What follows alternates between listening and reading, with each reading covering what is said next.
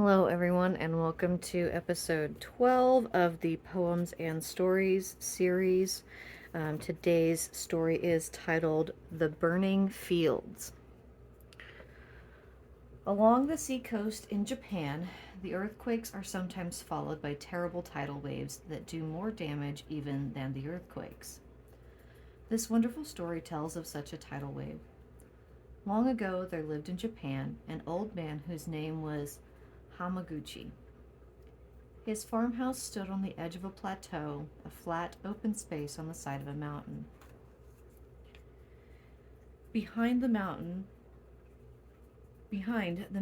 rose in lofty wooded peaks. In front, it sloped gently down to the sea. At the foot of the mountain along the shore was the little village, made up of 100 or more thatched houses and a great temple. One afternoon in late summer, Hamaguchi sat on the balcony of his house and watched as his grandson, a lad, and watched the people in the village below. With him was his grandson, a lad of 10. The rice crop had been very fine, and the villagers were holding their harvest festival. All the shops were closed, and the streets were gaily decorated with ropes of straw and paper lanterns. The villagers in bright-colored clothing were about to join in the harvest dance. Beyond the village, Hamaguchi could see the vast blue sea wrinkling under the bright afternoon sun. Suddenly, there came a slight shock. The house rocked 3 or 4 times and then stood still. Hamaguchi had felt many earthquakes in his time, and he was not at all frightened until he looked toward the sea. The water had become dark green and very rough. The tide had suddenly changed. The sea was running swiftly away from the land.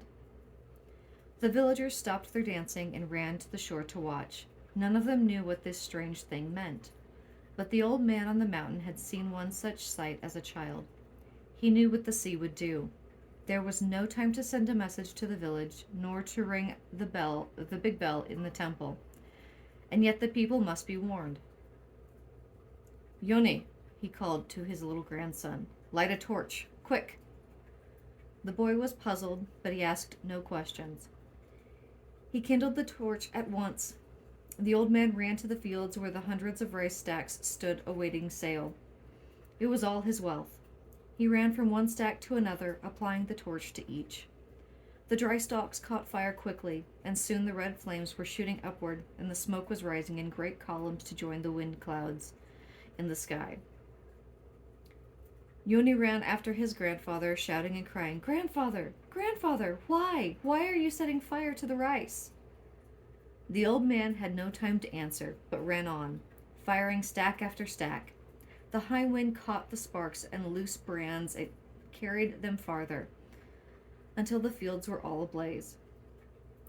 The watcher in the temple saw the fire and set the big bell booming, and the people turned from the sea to look. In Japan, everyone in the village must give help in time of fire. No sooner did the people see that Hamaguchi's rice stacks were on fire than they began to run. Like a swarm of ants, they climbed the mountain. Young men and boys, women and girls, old folks, mothers with babies on their backs, even little children joined in the race to put out the fire. But when they reached the plateau, it was too late. The flames had already eaten the stacks of beautiful rice. "It is too bad," the people exclaimed. "How did it happen?" "Grandfather did it," cried Yoni. "With a torch he set fire to the rice. He is mad." In amazement, the people stared at Hamaguchi. "You did this thing?" they cried. "You set fire to the rice fields?" "Look toward the sea," said the old man, "and know my purpose." The people turned and looked. Far out, they saw a great wall of water sweeping toward them more swiftly than a bird flies. It was the returning sea. The people shrieked, but their voices were lost in a great sound, deeper than thunder, as the wall of water struck the side of the mountain. The hills shook and were drenched in a great burst of foam.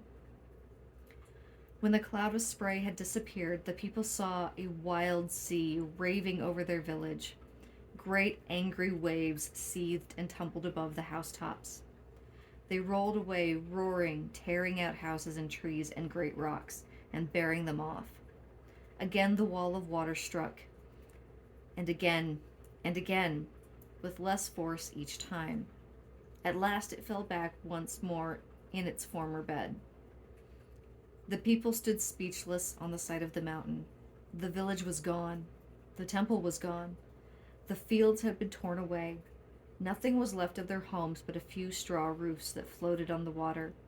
But every man and woman and child were safe on the mountainside. Then the people knew why old Hamaguchi had set fire to the rice. There he stood among them, as poor as any, and they fell on their knees to thank him.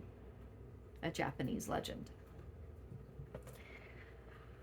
If you like listening to these stories, please go ahead and like and subscribe to this channel. Thank you so very much for getting to the end of today's story, and I hope you all have a great day.